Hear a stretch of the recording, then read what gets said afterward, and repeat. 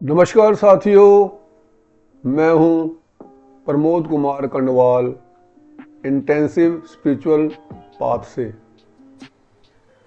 जिस प्रकार एक कूड़ा बीनने वाला कूड़ा एकत्र करता है, धनवान धन एकत्र करता है, विद्यार्थी विद्या एकत्र करता है, शक्तिमान शक्ति एकत्र करता है, उसी प्रकार वैज्ञानिक ऊर्जा को संग्रहित करके मानव जीवन के विकास में इसका प्रयोग करता है।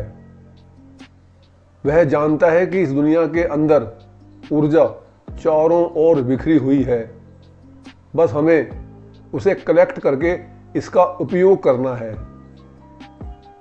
यदि वह ऐसा ना करता तो हम आज इतने विकसित नहीं हुए होते। जब वैज्ञानिक को ऊर्जा एकत्र करनी होती है तो वे सबसे पहले यह देखते हैं कि वह कहां कहां पर उपलब्ध है। वैज्ञानिकों ने ऑब्जर्व किया कि जो पंचभूत हैं उनमें अपार शक्ति उपलब्ध है। जैसे पानी, तो उन्होंने पानी की बिखरी हुई अपार शक्ति को एकत्र करके बांध बनाए, उनसे भारी भरकम टरबाइन चलवाई और बिजली के उत्पादन में उसकी सहायता ली। अग्नि में जो दाहक शक्ति है उसका प्रयोग खाना बनाने में, लोहे को गलाने में तथा वातावरण को गर्म करने आदि इत्यादि में उसका प्रयोग किया। यहां तक कि पृथ्वी की गुरुत्वाकर्षण शक्ति का भी प्रयोग किया, जिसके माध्यम से वह सैटेलाइट को अंतरिक्ष में स्थापित करने में सफल होता है। तो वैज्ञानिक यह बात भली भांति जानता है कि मनुष्य के विकास में ऊर्जा की बेहद उपयोगिता है और अब वह सूर्य की संपूर्ण ऊर्जा को भी प्रयोग में लाना चाहता है। कुछ क्षेत्रों में इसका प्रयोग हो भी रहा है।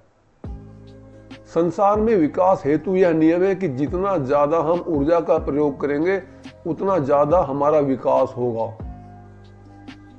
वैज्ञानिक तो सिर्फ संसार के विकास के लिए कार्य करता है, मगर संत महात्मा मनुष्य के विकास के साथ साथ उसके उद्धार हेतु भी कार्य करता है।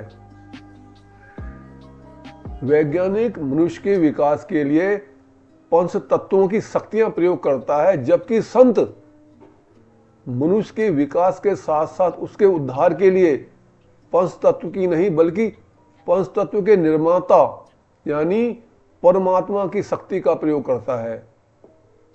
वह संसार के मूलभूत तत्वों की सहायता नहीं लेता। यदि वह किसी को योगाभ्यास सिखाता है, योग करना सिखाता है, तो उसके अंदर ध्यान की शक्ति को इकट्ठा करने का ज्ञान प्रदान करता है, जिससे उसकी शारीरिक शक्ति तो बढ़ती ही है बल्कि उसका परमात्मा के साथ कनेक्शन भी करवाता है। यानी जहां वैज्ञानिक ऊर्जा को एकत्र करने के लिए अथक प्रयास करता है, वहां पर संत महात्मा अपने साधक को ऊर्जा के स्रोत के साथ जोड़ देता है, जहां से उसे अप्रयास ही 24 घंटे शारीरिक तथा आत्मिक ऊर्जा प्राप्त होती है।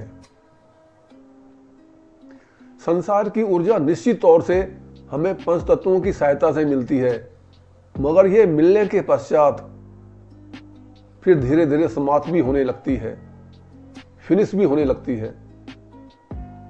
यह वन टाइम यूज प्रोग्राम है।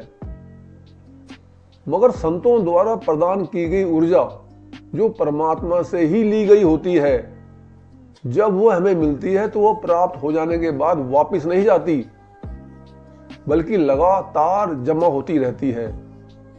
और एक दिन ऐसी स्थिति आ जाती है कि हम उतने ही ज्ञानवान और शक्तिवान हो जाते हैं जितने स्वयं परम पिता परमेश्वर हैं।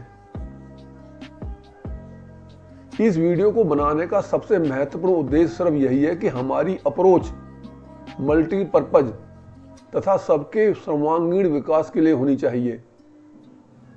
वैज्ञानिकों की अप्रोच केवल मानव जाति के लिए है, अन्य प्राणियों के लिए नहीं। और अपने विकास के लिए वैज्ञानिक जहां प्रकृति का विनाश करता है वहां पर अन्य जीव जंतुओं को भी घर से बेदखल तथा उनके वध करने में भी संकोच नहीं करता। कीड़े मकोड़े को तो वह कुछ समझता ही नहीं और लाखों करोड़ों की संख्या में एक दिन में ही उन्हें मार भी देता है। परम पिता परमात्मा ने सबके अंदर अपना एक अंश स्थापित किया है, यानी एक कीड़ा मारना एक मनुष्य को मारने के बराबर है। वैज्ञानिकों की कार्यशैली भी न्यायोचित नहीं है। वह भिन्न भिन्न खतरनाक परमाणु तथा हाइड्रोजन बमों का उत्पादन करके स्वयं मानव के विकास के साथ साथ उसके विनाश की भी तैयारी कर रहा है। सबको यह हर समय आशंका रहती है कि किसी भी समय परमाणु युद्ध छिड़ सकता है और सभ्य दिखने वाला मनुष्य किसी भी समय पृथ्वी में जीवन का विनाश कर सकता है।